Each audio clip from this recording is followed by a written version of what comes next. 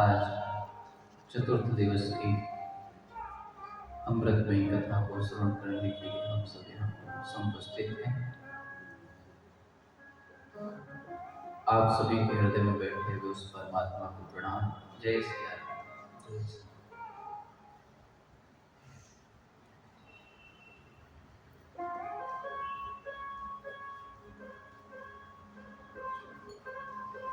कल हम सब ने श्रवण किया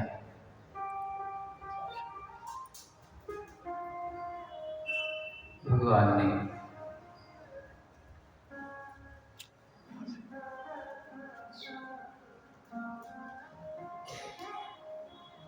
उत्तरा के गर्भस्थ होकर के माँ उत्तरा के गर्भ की रक्षा की।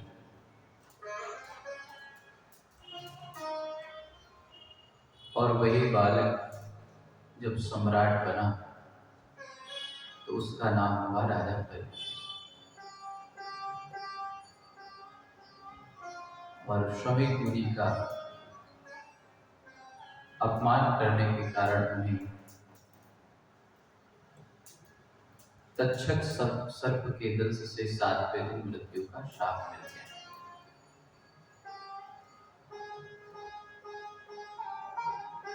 तो समस्त राजपाट अपने पुत्र को सौंप करके गंगा के तट पर आत्म अनुसंधान के लिए, मुक्ति की मीमांसा के लिए, अपने स्वरूप का अनुसंधान करने के लिए, मोक्ष का मार्ग जानने के लिए आवरण अनशन पर बैठ जाते हैं। समस्त आसक्तियों का त्याग कर देते हैं, क्योंकि जान लिया मृत्यु नजदीक आ रही है। तो विवेकी पुरुष का यही धर्म होता है कि मृत्यु को पास देख ले तो सचेत हो जाए। जब समस्त ऋषि मुनियों को पता चला कि राजा परीक्षित को 7वें दिन मृत्यु का शाप मिल गया तो सभी आए। राजा परीक्षित ने सभी का स्वागत सत्कार किया और सभी से एक ही प्रश्न किया कि मनोज ये बताइए, म्रियमाण से किम कार्य। जो म्रियमाण है, मरने वाले हैं, जो मरण धर्मा जीव हैं, उनका धर्म क्या है, उन्हें क्या करना चाहिए। तो सभी ने अपने अपने सिद्धांतों का प्रतिपादन किया। तभी भगवान सुखदेव का प्रादुर्भाव होता है। सूत जी कहते हैं तत्राभवत् भगवान् व्यासपुत्रो यदृच्छया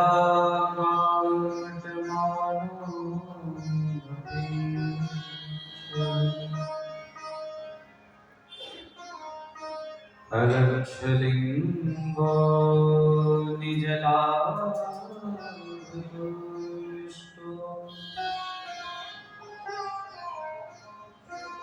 वृतश्च बालैरवधूतवेषः।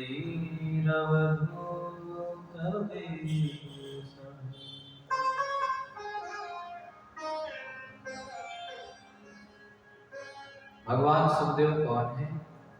महर्षि वेदव्यास के पुत्र हैं।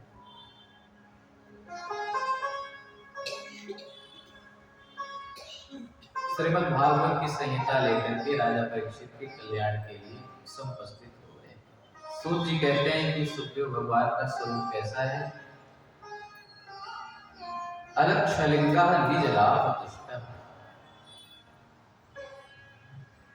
ऐसे अवधूत महापुरुष हैं जिनको स्त्री पुरुष का भेद भी नहीं पता है, जिनकी दृष्टि ऐसी समत्व में, समत्व भावना में स्थित है कि जिनको एक आत्मा के सिवा कुछ दिखाई ही नहीं पड़ता। हमारी दृष्टि वासनामय है, इसलिए हमें संसार में भेद प्रतीत होता है। लेकिन सुखदेव महाप्रभु कैसे हैं? निज लाभ तुष्टः। अलक्षलिंगम निजलाभ तुष्टा, अपनी आत्मा में ही रमण करने वाले हैं और द्वैत से रहित है, अद्वैत अवस्था में स्थित है।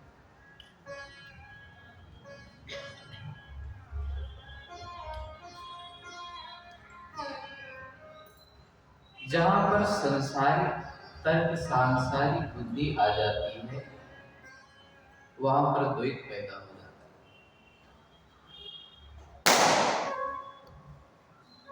नहीं तो जो नन्हा शिशु होता है वो कितना भोला होता है, उसके भीतर अपना पराया नहीं, उसे प्रेम से पुचकारो तो वो ये नहीं देखता कि ये अपना है कि पराया है, उसके भीतर राग और द्वेष की भावना नहीं। ऐसे ही शिशुवत सुखदेव महाप्रभु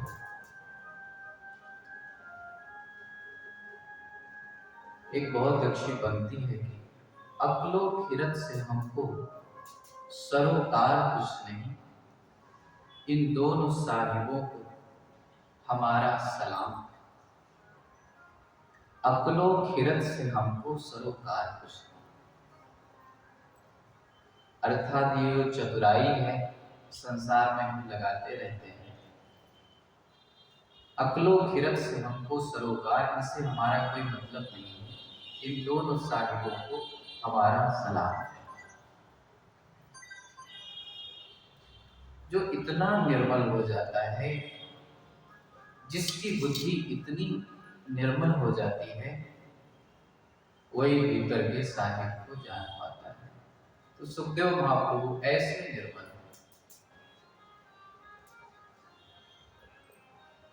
और इनकी महिमा में तो सूत जी कहते हैं कि एक बार जब जन्म लेकर के ये परिव्राजक हो गए, सन्यासी हो गए, वन की ओर जाने लगे, तो मार्ग में जा रहे थे तो कुछ स्त्रियां स्नान कर रही, तो इनको देख करके उन्होंने वस्त्र नहीं पहने, और जब महर्षि वेदव्यास को देखा तो उन्होंने वस्त्र पहन लिए। तो महर्षि वेदव्यास को बड़ा आश्चर्य हुआ कि हमारा बच्चा गया, तो तब इनको लाज नहीं लगी और हमें देख करके, बूढ़े आदमी को देख करके इनको लाज लग गई। तो उन स्त्रियों ने कहा कि महात्मन, आपके बच्चे के भीतर ऐसी कोई भेद दृष्टि है, इसलिए कहते हैं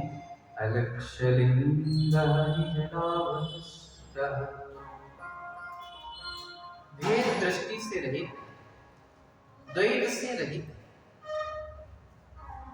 ऐसी अवस्था हमारे संसार राम की है। जो तू है सो मैं हूं, बहुत सारी उनकी लाइनें हैं जो अभेद अद्वैत का प्रतिपादन करती है।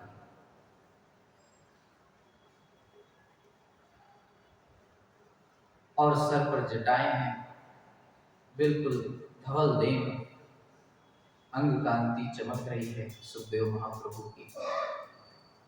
शरीर पर एक भी वस्त्र नहीं है, कोई आवरण नहीं है, निरावरण। शरीर पर भी आवरण नहीं है, बुद्धि पर भी आवरण नहीं है, सारे आवरणों से रहित।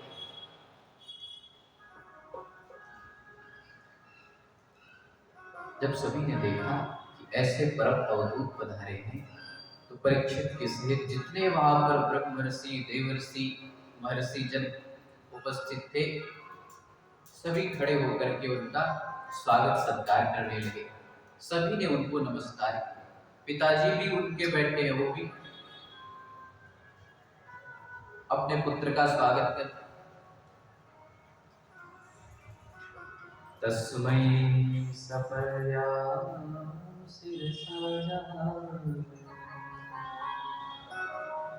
परीक्षित ने सिर झुका करके नमस्कार किया और विधिवत पूजन अर्चन किया और अब जानते हैं कि ज्यादा दिन बचे नहीं हैं। तो जैसे ही सुखदेव महाप्रभु व्यासपीठ पर विराजमान हुए, तुरंत प्रश्न कर दिया। अतः प्रक्षामि संसिद्धिं योगिनां परमं गुरुं पुरुषस्य काजं म्रियमाणस्य सर्वथा। पुरुषस्य किम कार्यं म्रियमाणस्य सर्वथा। हे योगियों के परम गुरु, मैं आपसे ये पूछना चाहता हूँ, हमें ये बतलाइए कि म्रियमाणस्य किम कार्यम, म्रियमाण पुरुष को क्या करना चाहिए, जिसकी मृत्यु नजदीक आ गई हो उसे क्या करना चाहिए। तो भगवान सुखदेव ने कहा, अंतकाले तु पुरुष आगते गतसाध्वस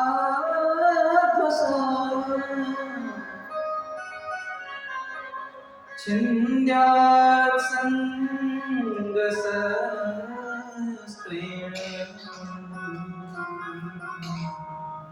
स्पृहा देहि जतम्।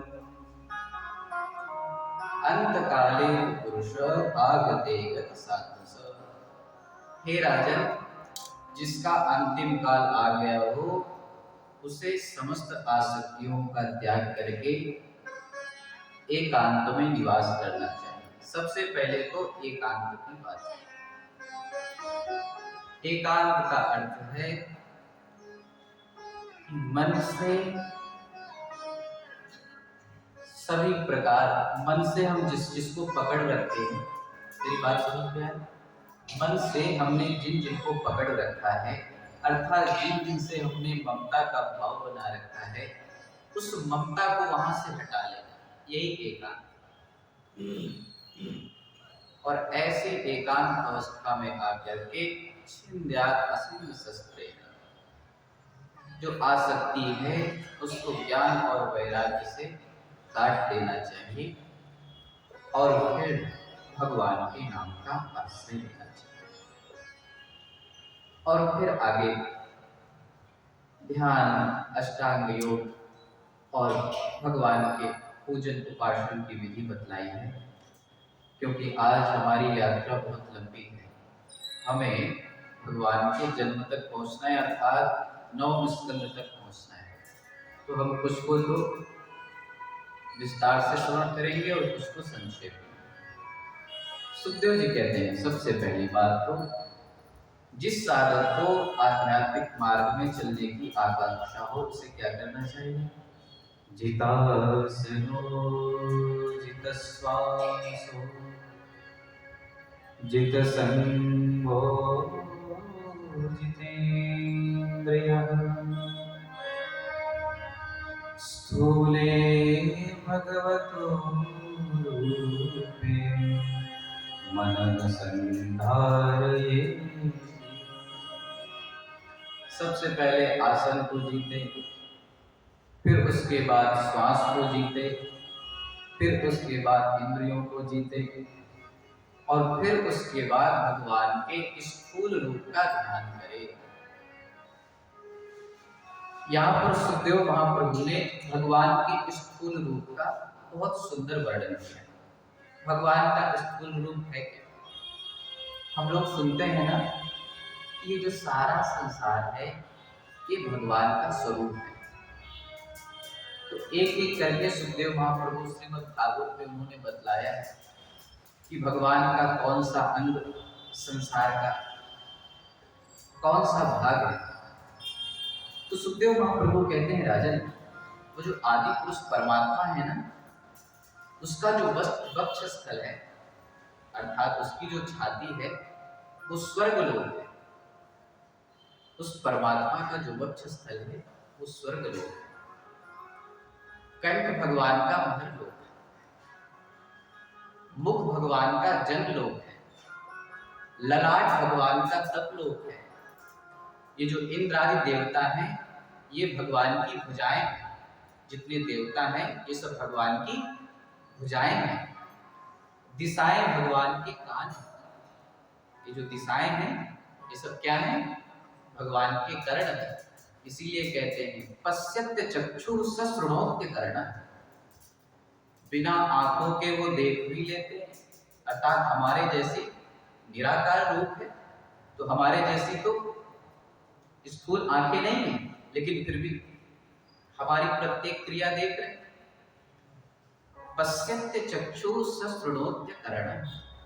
बिना आंखों के देख लेते हैं, बिना कानों के सुन लेते हैं। तो ऐसा नहीं कि उनके पास कान नहीं, ये दिशाएं ही उनकी कान है। और जो शब्द जैसे कोई भी शब्द निकलता है, शब्द समझ रहे हैं? शब्द भगवान की श्रवण इंद्रिय, जैसे हमारे पास कान है। अच्छा, एक बात और न्याय शास्त्र की बात बता दूंगा। ये जो हमें कान दिखाई देते हैं, ये कान, इस कान के भीतर इंद्री रहती है, उसे सुनाई पड़ता है। कान से हम नहीं सुनते, कान के भीतर जो विराजमान इंद्री है उससे हम सुनते हैं। तो कान के भीतर जो श्रवण इंद्री है उससे हमें क्या है? सुनाई देता है। ऐसे ही जो ये शब्द है वो सब क्या है? भगवान की श्रवण इंद्री। जो भी संसार में जितने भी शब्द हैं वो सब क्या है? श्रवण इंद्री। और अग्नि को भगवान का मुख कहा। इसीलिए अग्नि में कहते हैं कि जब हम छोटे बच्चे थे तो कभी जब बहुत ठंड लगती थी और आग में पैर दिखाते थे तो माता जी हमारी कहती थी कि आग को पैर मत दिखाओ। तो जब हमने शास्त्र पढ़े तो पता चला कि माता जी, गुरु जी, पिताजी हमें क्यों ऐसा बतलाते हैं कि आग को पैर नहीं दिखाना चाहिए, क्योंकि अग्नि क्या है? भगवान का मुख है। इसीलिए अग्नि में हम क्या देते हैं? आहुति देते हैं, यज्ञ करते हैं, हविष की आहुति देते हैं। तो सुखदेव जी कहते हैं जो धधकती हुई आग है, ये जो अग्नि है, ये भगवान का मुख है। अंतरिक्ष भगवान के नेत्र हैं, अंतरिक्ष भगवान के नेत्र हैं। और उस अंतरिक्ष में जो सूर्य है ना, वो भगवान को देखने की शक्ति है। जैसे जब रात्रि हो जाती है तो घना अंधेरा छा जाता है। घने अंधेरे में हमें कुछ दिखाई पड़ता है? कुछ नहीं दिखाई पड़ता। और जब सूर्य आता है और सारे कोने कोने में प्रकाश फैला देता है, तो जिसकी आंखें ठीक होंगी वो सूर्य भी ढूंढ लेगा। तो अंतरिक्ष में जो सूर्य का प्रकाश है, तो सुखदेव जी कहते हैं राजन, ये जो अंतरिक्ष है ये भगवान के नेत्र हैं, और इसमें जो सूर्य का प्रकाश है ये क्या है? ये भगवान की देखने की शक्ति है। और दोनों पलके, ये जो हमारी पलके हैं ना, ऐसे भगवान की भी पलके होती है। भगवान की पलके क्या है? ये जो दिन और रात, सुबह होती है, शाम होती है, जिंदगी यूं ही कमाल। ये जो सुबह और शाम होती जा रही है ना, ये भगवान अपनी पलके ऊपर नीचे कर रहे हैं। तो रात और दिन भगवान की पलके हैं। और हाँ, फिर कहते हैं उनका जो भ्रू विलास है, अर्थात वो जो देख रहे हैं ना, वो ब्रह्मलोक है। फिर कहते हैं भगवान का तालु, तालु समझते हैं? तालु ऊपर जो होता है, तालु ये जल जिसको हम पीते हैं, जिसको कहते हैं जल ही जीवन है। जल के बिना हमारे प्राण रह नहीं सकते। जल के बिना सृष्टि में जीवन ही संभव नहीं है। चंद्रमा में जल है? चंद्रमा में जल है? नहीं है ना? है? मुझे लगता नहीं है। चंद्रमा में जल है? है? नहीं है ना? नहीं तो वहां जीवन संभव हो जाए, ऑक्सीजन भी हो, अगर जल हो तो फिर वहां वैज्ञानिक लोग तो बस्तियां बसा दें, इसी की तो खोज चल रही है। वो कहते हैं पृथ्वी लोक में जल है इसीलिए जीवन संभव। जल होगा भी तो ऑक्सीजन नहीं, इसीलिए तो लगा के जाते हैं, सब सारी व्यवस्था करके जाते हैं। जो भी हो, जल के बिना जीवन संभव नहीं।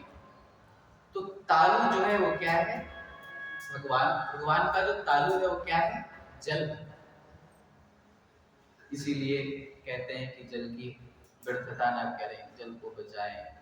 इस तरह से सारी बातें होती हैं। जो रस लेते हैं, रसगुल्ला खाया तो अरे क्या बात है, कोई मिष्ठान, किसी को कुछ पकवान पसंद है, किसी को कुछ पसंद है। तो जो रस आता है, सुखदेव महाप्रभु कहते हैं जो हम रस लेते हैं वो भगवान की जिह्वा है।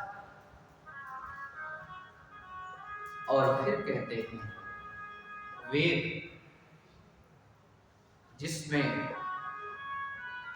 सनातन वैदिक धर्म का सार समाया हुआ है, वो क्या है? वो भगवान का ब्रह्मरंध्र है। देखो ये सारी बातें कौन सी चल रही है, समझ में आ रहा है ना? जैसे हमारा शरीर बना हुआ है ना, ऐसे ही सुखदेव महाप्रभु राजा परीक्षित को भगवान के स्थूल स्वरूप की आकृति समझा रहे हैं कि भगवान का स्थूल स्वरूप है कैसा और उसका ध्यान कैसे करना है। बात ये चल रही है।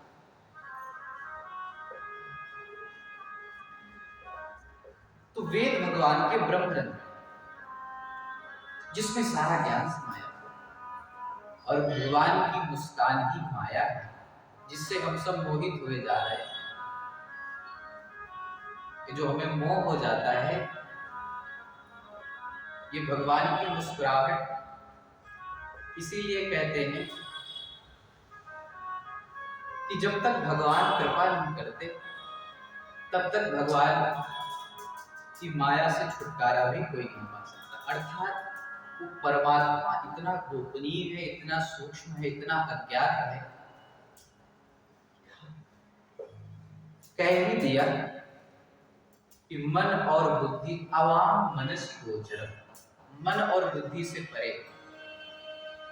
मनुष्य ज्यादा से ज्यादा क्या करेगा? अपने मन का प्रयोग करेगा, बुद्धि का प्रयोग करेगा, इंद्रियों से कुछ करेगा।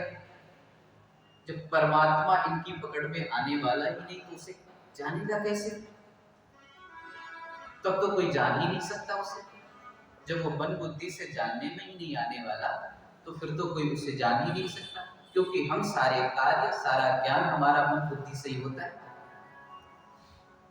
हम संसार का सारा ज्ञान मन बुद्धि से ही तो करते हैं। और परमात्मा मन बुद्धि से परे। इसीलिए जब तक भगवान कृपा नहीं करते तब तक हम उस परमात्मा के रहस्य को जान नहीं पाते। तो कृपा किस पर करते हैं? जो प्रयत्न करता है, जो प्रयत्नशील होता है। ये यथा मां प्रपद्यन्ते तांस्तथैव भजाम्यहम्। भगवान कहते हैं जो मुझको जिस प्रकार से भजता है मैं भी उसको उसी प्रकार से भजता हूँ। परमात्मा भी नियम में बंधे हुए हैं, भगवान भी नियम में। तो भगवान ने नियम बना दिया कि तुम मुझको जिस प्रकार से भजोगे मैं भी तुम्हें उसी प्रकार से भजूंगा। यदि तुम मेरे लिए तपश्चर्या करोगे, तप करोगे, तो मैं तुम्हारे भीतर ही बैठा हूं, अपने ज्ञान का प्रकाश करूंगा। तो वेद भगवान के ब्रह्मरंध्र हैं, माया भगवान की मुस्कुराहट है। और ये जो नदियां, सरिताएं, झरने हम देखते हैं बड़ी बड़ी, ये सब कहते हैं विराट पुरुष की नस नाड़ियां। ध्यान से सुनो, ये जो नदियां हैं जिनमें हम फैक्ट्रियों का कूड़ा कचरा डाल करके सब गंदा कर दिए, ये सब भगवान की क्या है? नस नाड़ियां। और वृक्ष भगवान के रोग। वृक्ष इसीलिए कहते हैं कि हरे वृक्षों को नहीं काटना चाहिए, हरे वृक्षों को नहीं काटना चाहिए, क्योंकि ये क्या है, भगवान के रोम रूप है। रोम समझ रहे हैं ना, जैसे हमारे शरीर में रोम होते हैं, ऐसे ये वृक्ष भगवान के देह के रोम है। और फिर कहते हैं वायु, वायु जो हम सब ले रहे हैं, जो चल रही है, अभी गर्मी लग रही है आप लोगों को, तो पंखा चल रहा है, ये क्या है वायु? ये भगवान का श्वास प्रश्वास है। जैसे हम श्वास प्रश्वास लेते हैं, ये वायु भगवान की श्वास है। और काल उनकी चाल है। ये जो समय है, 1 बज गए, 2 बज गए, 3 बज गए, ये जो काल है, जो समय चक्र है, ये भगवान की चाल है। काल भगवान की चाल है। और फिर कहते हैं कि प्राणियों के भीतर गुणों का चक्र चलाते रहना ही भगवान का कर्म है। ब्राह्मण भगवान के मुख हैं, क्षत्रिय भुजाएं हैं, वैश्य जंघाएं हैं और शूद्र चरण हैं। देखो, शूद्र सबसे भाग्यशाली, शूद्रों को भगवान ने कहां से जन्माया? चरण से।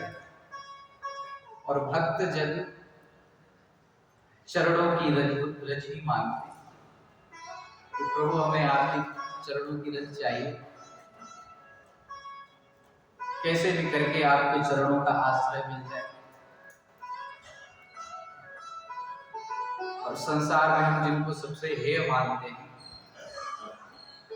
वस्तुतः ये जाति की बात तो नहीं है, यहाँ पर तो हम